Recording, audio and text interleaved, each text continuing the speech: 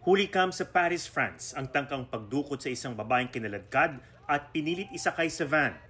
Ang biktima, anak umano ng isang crypto businessman. Sumaklolo ang may-ari ng kalapit na tindahan, tinutugis sa mga salarin. Sa Barcelona, Spain, di bababa sa 13 ang sugatan nang masagasaan sa labas ng stadium kung saan may soccer match.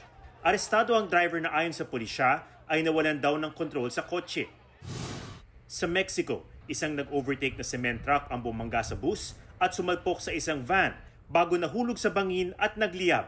21 ang patay sa karambola. 16 ang patay at 70 ang sugatan sa airstrike sa labas ng European Hospital sa Gaza. Giit ng Israel, may command center daw ang Hamas sa pinuntirya nilang ospital at napatay daw nila ang ilang leader ng Hamas. Itinanggi yan ng grupo. Naging asul ang isang lawas sa Sao Paulo, Brazil. Nadamay pati ang isdang namatay, mga ibon at iba pang hayop. Iniimbestigahan ng mga otoridad ang lawak ng epekto sa kapaligiran ng tumapong dye o tina na nagmula sa isang naaksidenteng truck.